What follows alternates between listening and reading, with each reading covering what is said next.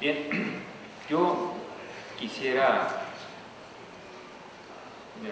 comentar que lo que pretendo es hacer como una reflexión en términos muy agregados, más de carácter sociológico, pero que tiene evidentemente implicaciones de otra naturaleza, que podemos llamar filosóficas también en su momento.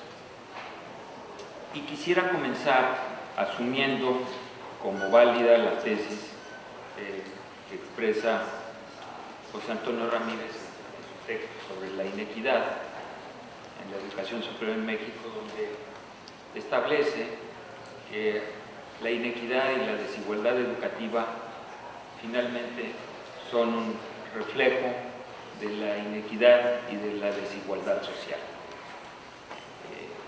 Y en ese sentido, en palabras muy llanas, no le podríamos pedir peras al olmo.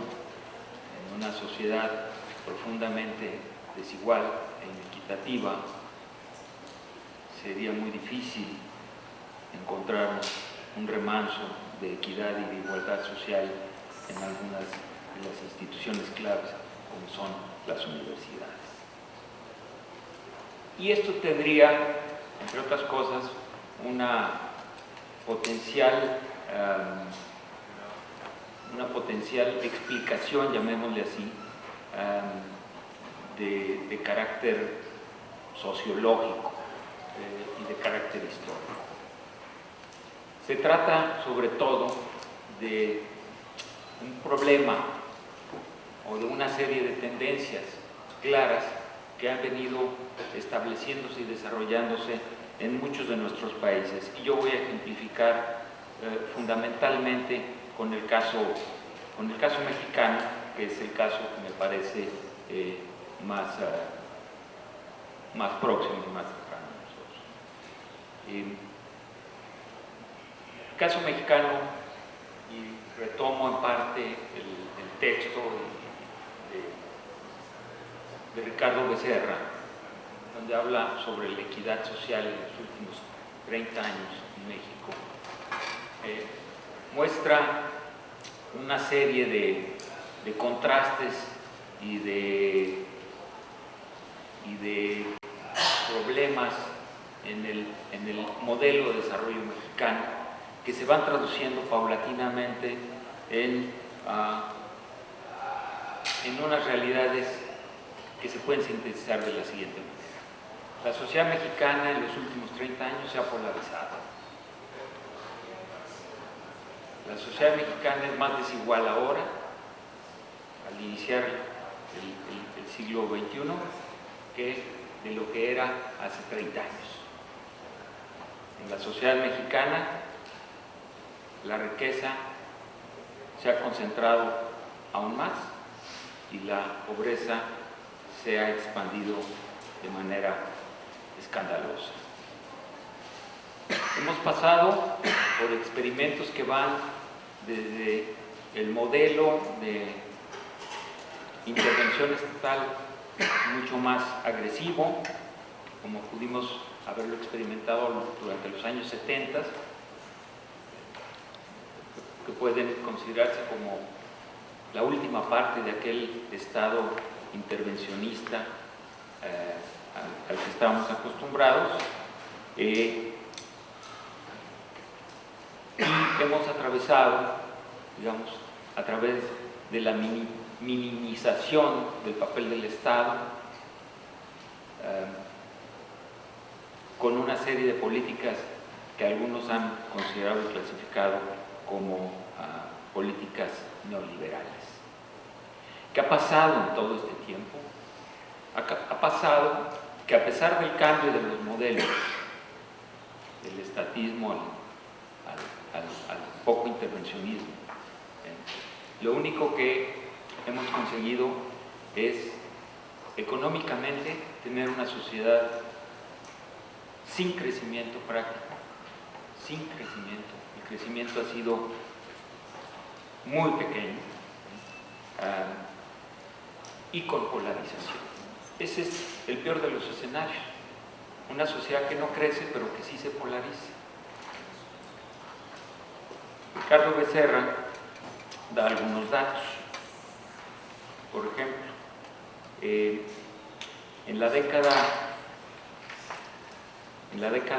esta primera década del siglo XXI, el crecimiento per cápita anual anduvo cerca del 0.3%.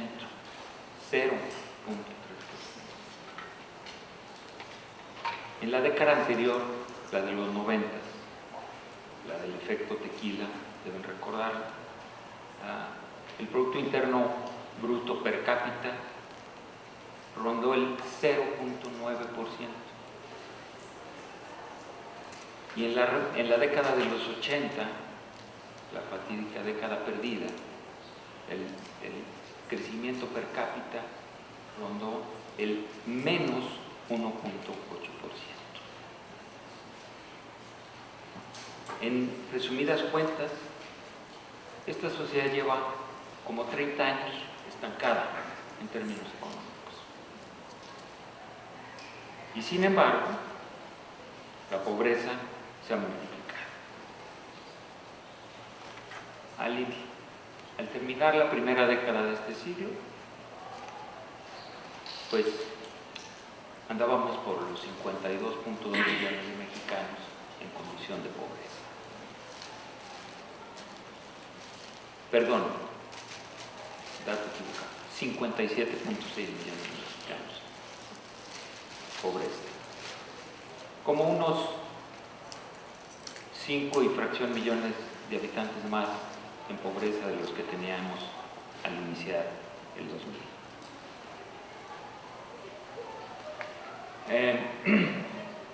Según el Consejo Nacional para la Evaluación de la Pobreza, en el 2009,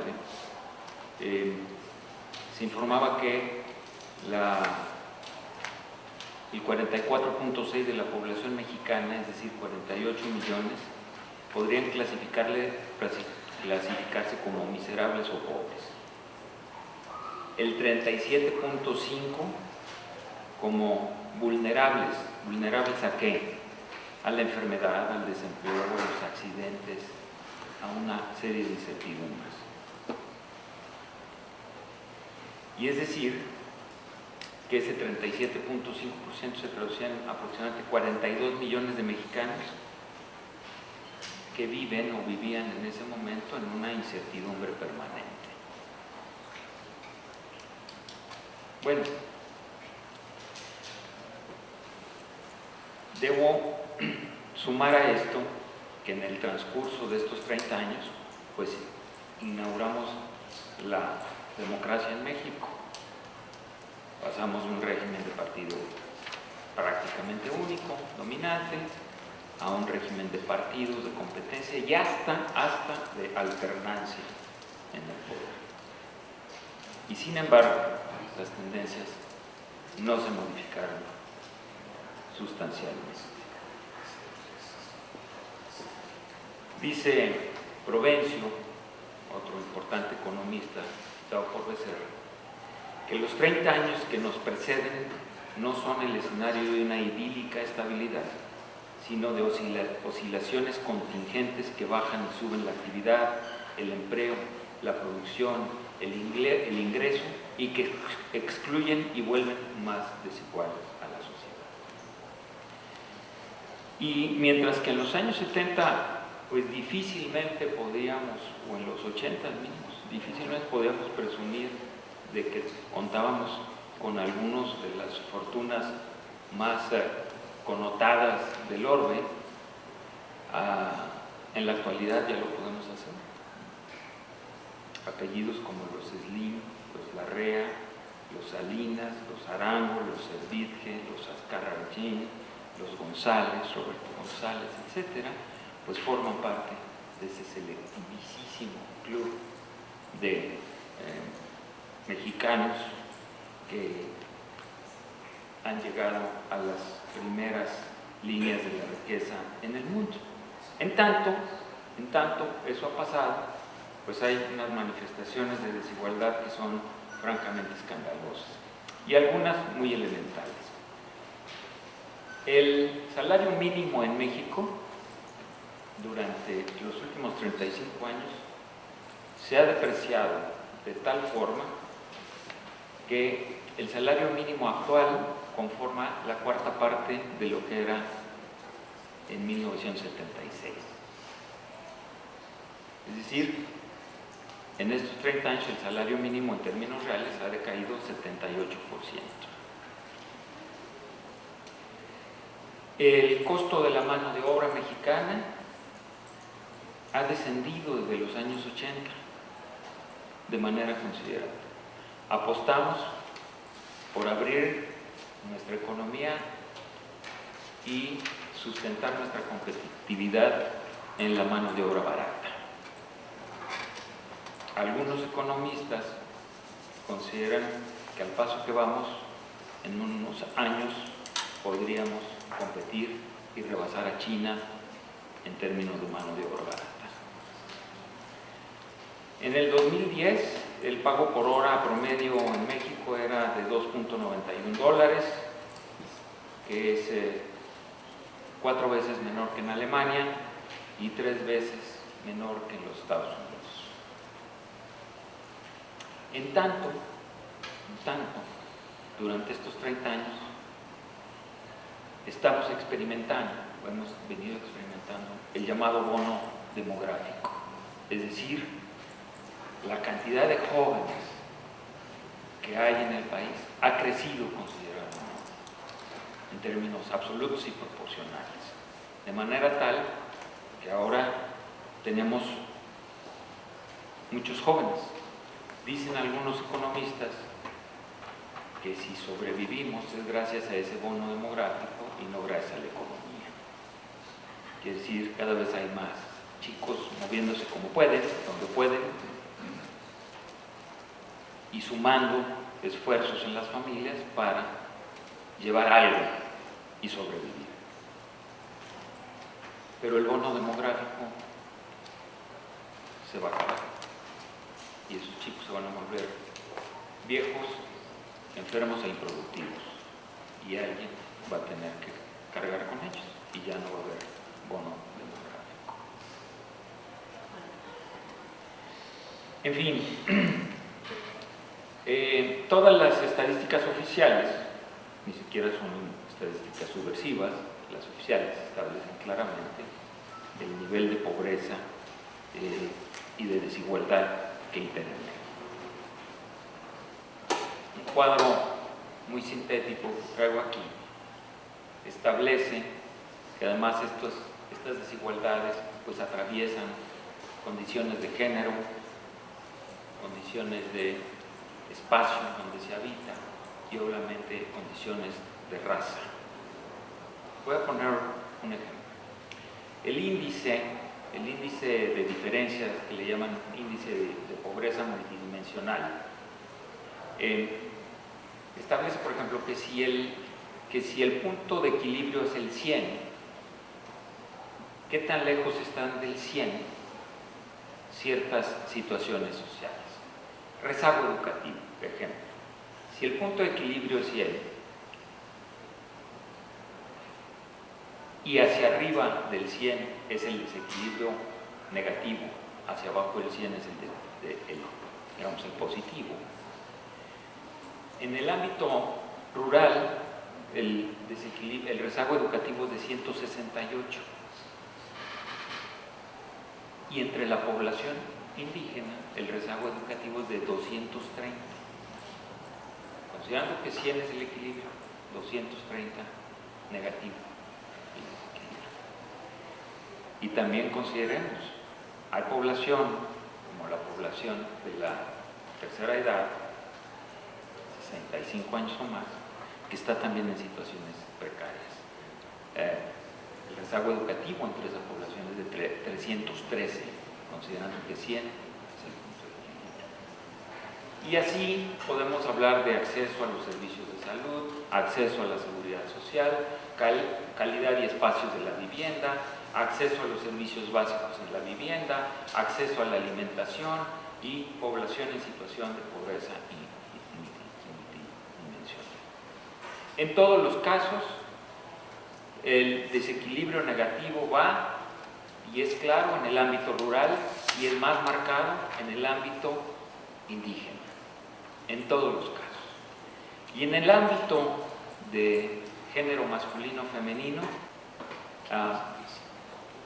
uno, la educación superior se ha expandido, pero vertiginosa y considerablemente, del 70 al 2005. Y esto se puede sopesar y medir a través de diversas variables. Gasto público y privado en educación superior, cobertura, matrícula, cantidad de docentes y escuelas, por mencionar algunas. Sin embargo, este es un proceso, primero, que ha sido muy accidentado, el del crecimiento, muy extraño, muy el producto no de políticas públicas bien cimentadas, sino como de ocurrencias y coyunturas que se van dando, y dinámicas sociales que no dependen necesariamente de manera directa de la política pública. Y entonces, ¿qué vemos? Por ejemplo, que el gasto en educación superior entre 1970 y 2005 creció en 1.166%.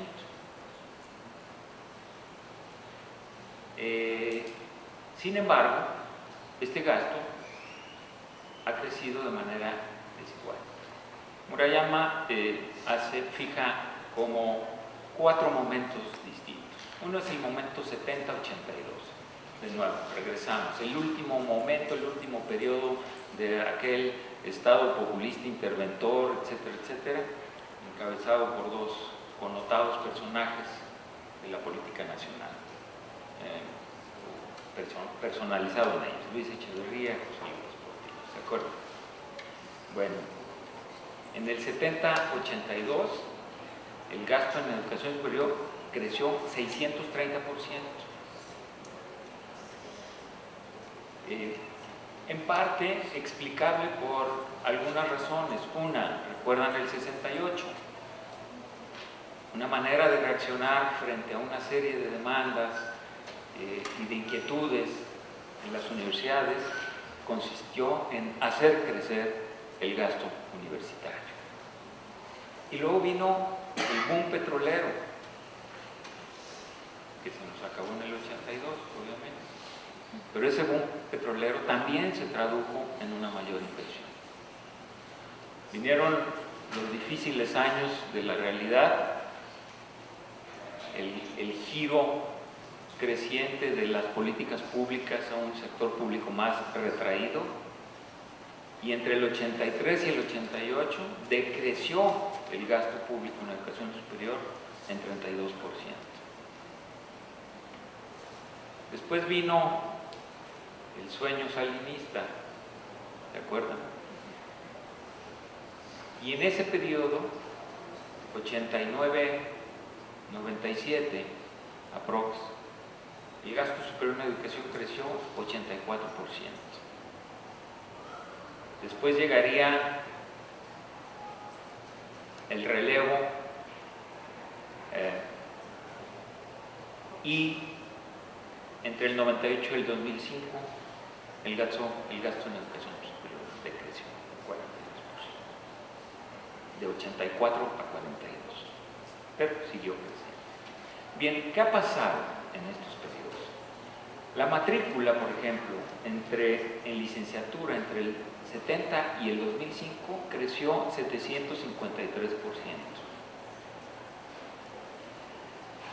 Pero es muy curioso, y aquí voy a disentir un poco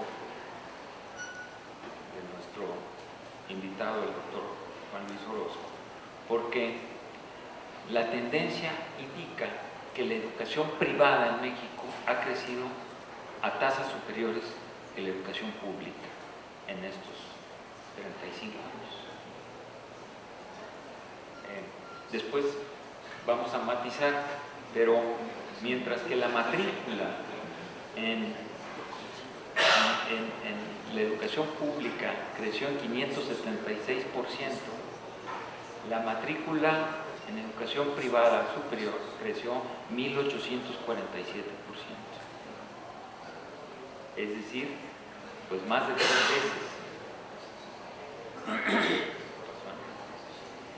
veces. Mientras que los docentes del sector público, el número de docentes creció en 556%, el número de docentes en el sector privado creció 2.049%.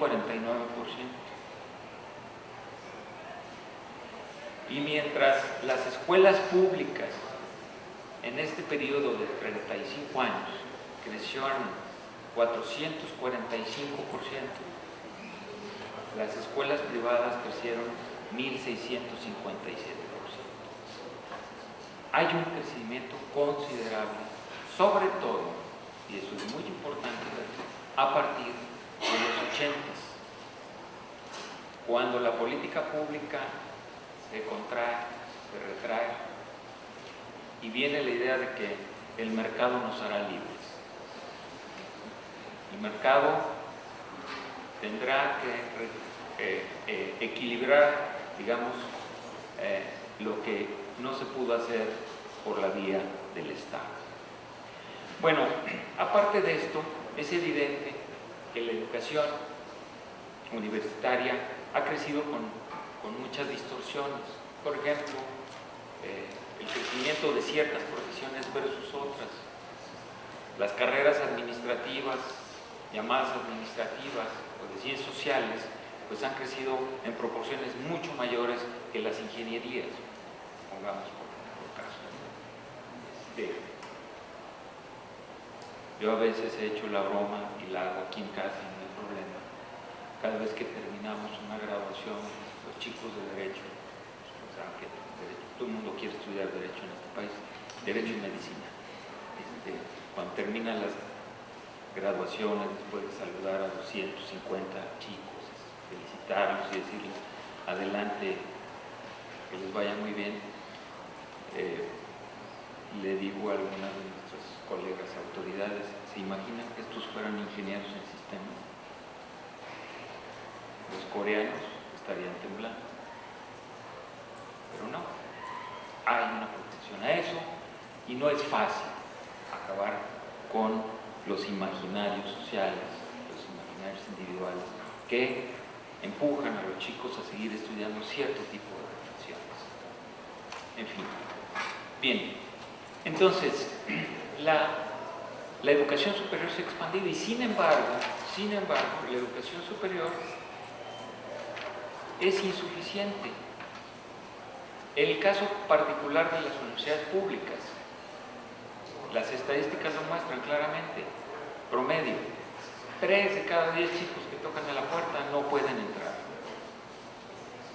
3 de cada 10. Puede variar un poco de profesión a profesión, pero en general, 3 de cada 10 se quedan afuera. La educación sigue siendo excluyente. Y si bien es cierto que es difícil imaginar un escenario de 100% de educación superior para todos los chicos que están en edad de cursar, la pregunta es, ¿y qué alternativas tienen los otros 7 que no entran? ¿Cuáles son sus alternativas? ¿Y por qué no entran? Esa es la otra. ¿Por qué no entran? ¿Qué nos lleva a hacer que no entren? Bueno, es evidente que el primer factor se llama factor financiero, factor económico. No entran porque no hay espacios, y no hay espacios porque no hay inversión en educación superior. No entran porque no nada más se requieren espacios, se requieren profesores capacitados, se requieren equipamientos, se requieren laboratorios,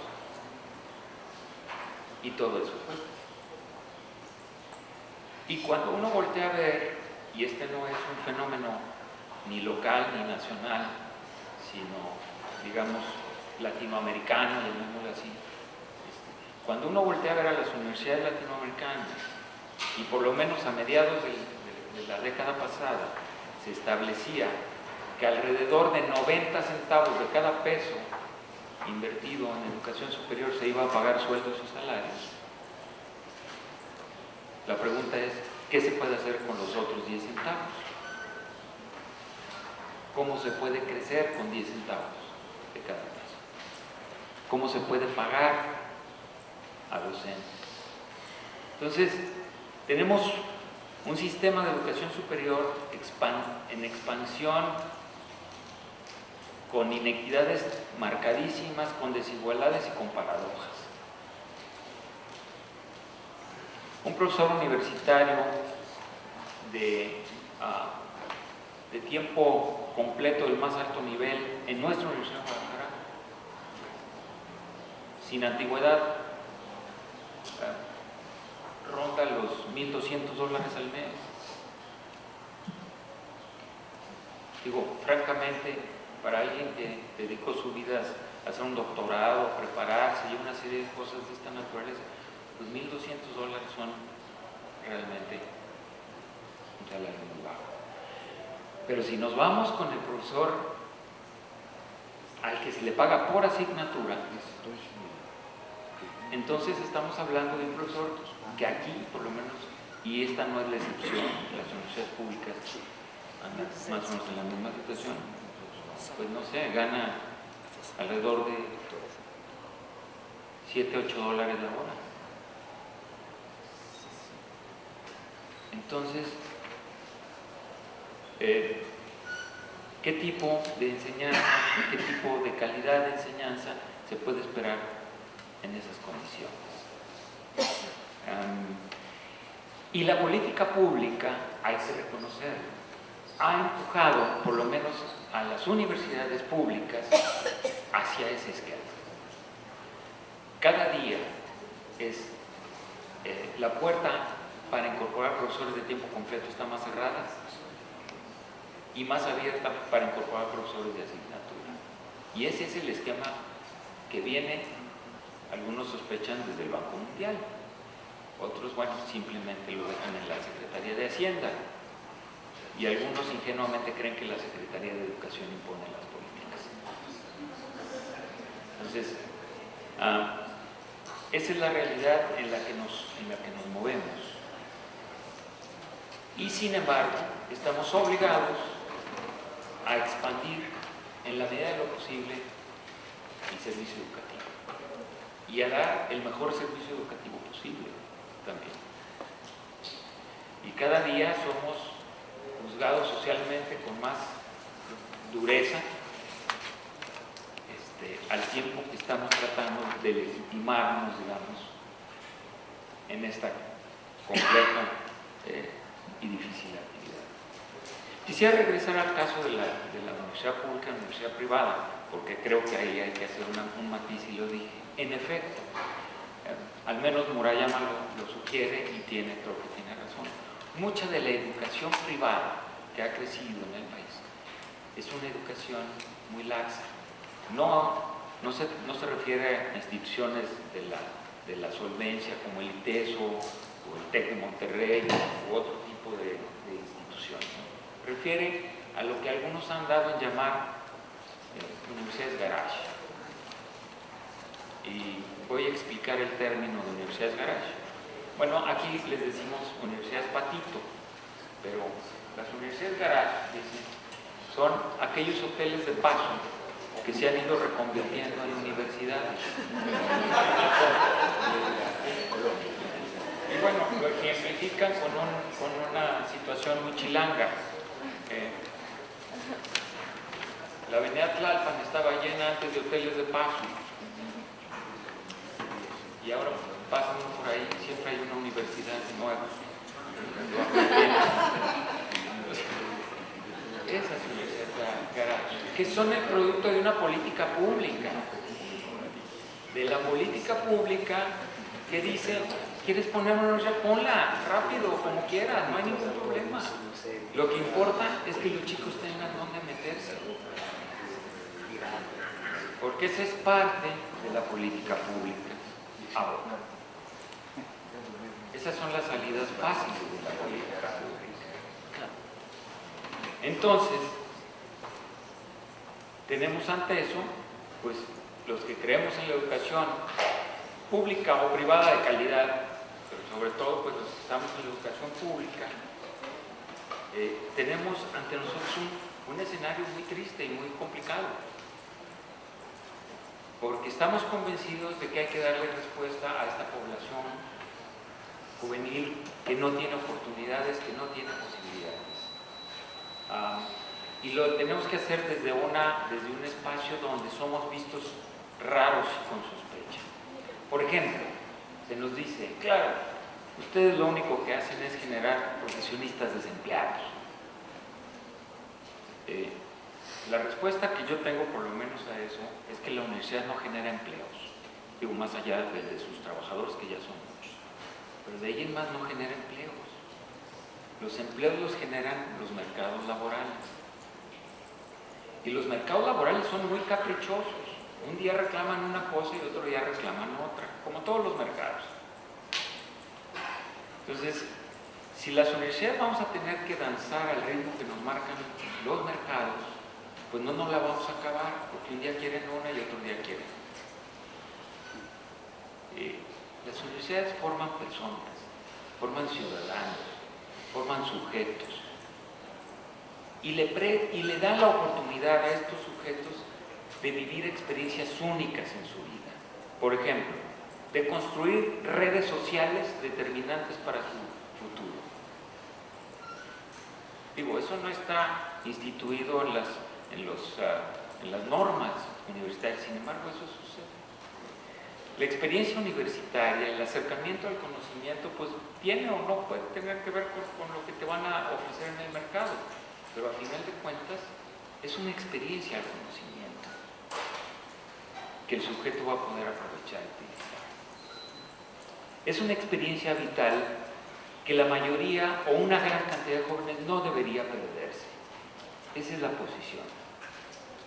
Si esto se traduce en empleo o desempleo, eso ya no nos corresponde directamente. Le corresponde a las políticas públicas que favorecen o desfavorecen cierta generación de empleos o ciertos desarrollos económicos. A nosotros lo que nos debe preocupar es formar sujetos sólidos, con conocimientos sólidos. Y en eso estamos, digamos, ¿no? Y esa es la lucha. Y sin embargo, insisto, 7 de cada 10 se quedan afuera. Algo, con todo y todo, ha cambiado. Por ejemplo, la inequidad de género ha cambiado. Yo puedo decir, en la Universidad de Guadalajara, la población estudiantil ya refleja a la población, retrata la demografía nacional. Hay mayoritariamente mujeres, estudiantes mujeres que hombres en nuestra universidad. Y en el nivel medio superior es todavía mayor que en el nivel superior. Entonces, ese escenario no se veía hace 30 años, ya se ve. Le estamos dando oportunidades y posibilidades a las minorías de otra naturaleza, por ejemplo, a las étnicas o raciales. Pues no, todavía no de manera suficiente. Sin embargo, el caso particular y específico de la Universidad de Guadalajara, en los últimos años se han desarrollado experiencias como la descentralización, la desconcentración a lo largo de todo el Estado, que ha abierto las oportunidades a sectores que antes estaban muy marginados, y concreta y específicamente en el norte del estado de Jalisco, donde habita el grueso de la población indígena de nuestra entidad. Entonces, bueno, ya esa población por lo menos tiene más posibilidades de acceder a la educación superior. Creo que sí hace falta, como lo establece José Antonio Ramírez, una revisión de nuestra normatividad, una actualización de nuestra normatividad en función de la equidad y de la apertura de oportunidades, y una revisión de algunas de nuestras prácticas. Pero insisto, estamos atrapados en una política pública absurda, aberrante, que va en contra del derecho social de la educación superior pública. Muchas gracias.